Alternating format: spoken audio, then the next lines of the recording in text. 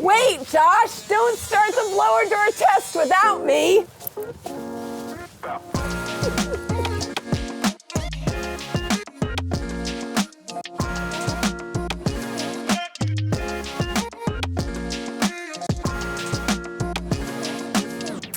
Good morning, I'm Rachel Wagner with Green New Deal Housing, and today we are coming to you from an existing home built a little bit after the turn of the century. That's the 20th century, the early 1900s. And we are going to be working today with Josh Vandenberg, Green New Deal Housing instructor, to assess the airtightness of this home, which recently has had an awful lot of renovation done to it. Josh is going to walk us through how to do an assessment with a blower door and follow that up with an infrared thermography to see if we can identify the air leaks that remain in this house.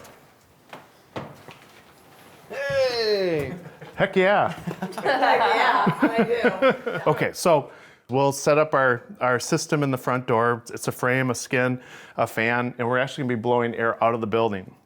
And so for every cubic foot of air, so what's a cubic foot? Like this much air, every this much of air that leaves the building, it's coming in from somewhere. And so we get it to a pressure of 50 pascals, which is a pretty small pressure, but it's the same as putting 20 miles an hour of wind on every surface of this building continuously. Well, you can feel on that door right there, right? On the skin, you can feel the pressure. Push on it once, just push on it. Yeah, so that's 50 pascals of pressure. It's not very much. Same amount as if you got a big gulp at the convenience store and then you take a drink out of the straw. That's the same amount of pressure roughly as what we're putting on the house. Now, we get to 50 pascals with every test we do because we want it to be the same for every building. So the higher your number is at 50 pascals, the leakier your building is in terms of how many cubic feet per minute are leaving.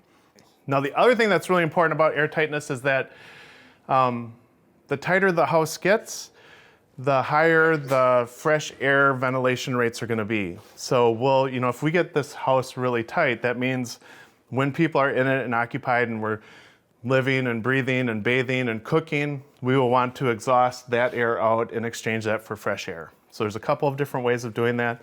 Balanced with HRV, ERV is always best if we can. The next way that we've been approaching that is with exhaust fans. So your bathroom exhaust fan, your kitchen exhaust fan, and some of those sorts of things. Okay, so now with this running, we're gonna see active leaks. So if we grab infrared cameras, what I typically do is start in the basement, work my way around the perimeter, up and down the whole wall. Typical leakage areas like windows or outlets or any sorts of things that you might see come out. Yep, you can go anywhere. So are you seeing anything? Oh, there's a good one. Yeah, so when you install the windows, there's that gap between the framing and the window install. So if there's any missing spray foam or sealant or anything like that, that's probably where that's coming through. Now some of the other spots we might look at, like along the baseboard and where the outlets are.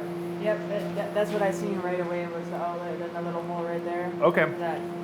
Oh yeah, where the cable's coming in? Yeah. Oh my goodness, yeah, if you put your hand there, you can definitely feel it.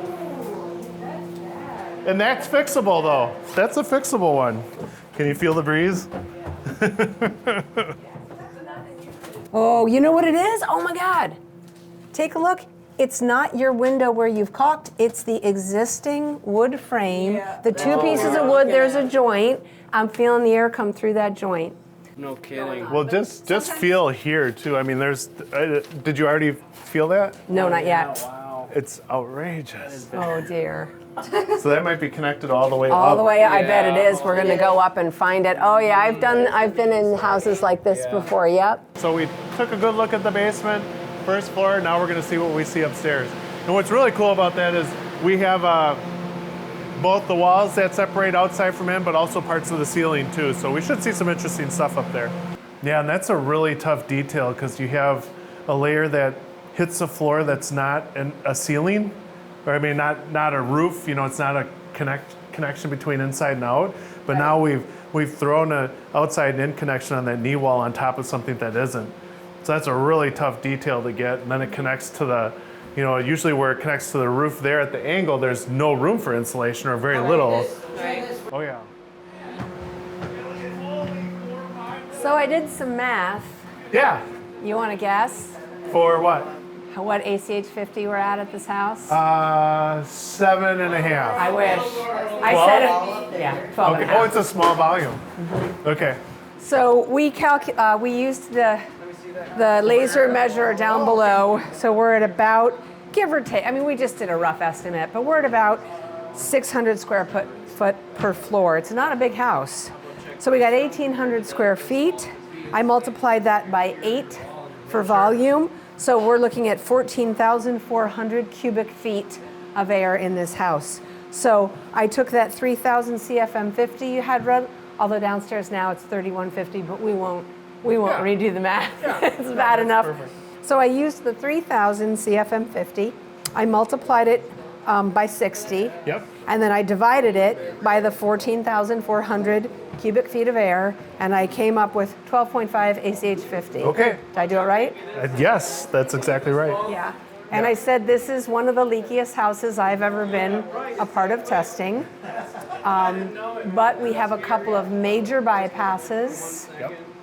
So we should be able to knock it down quite a bit. But I said that I thought it would take an awful lot to get it anywhere below like even 8. Yeah. I mean, to have a reasonable target at this point is really important. But you can definitely do some serious changing there too. Yeah. So Josh is preparing the report that was generated from the blower door testing and the air tightness assessment. He inputted a bunch of information, and that report's going to be sent to the folks working on the house.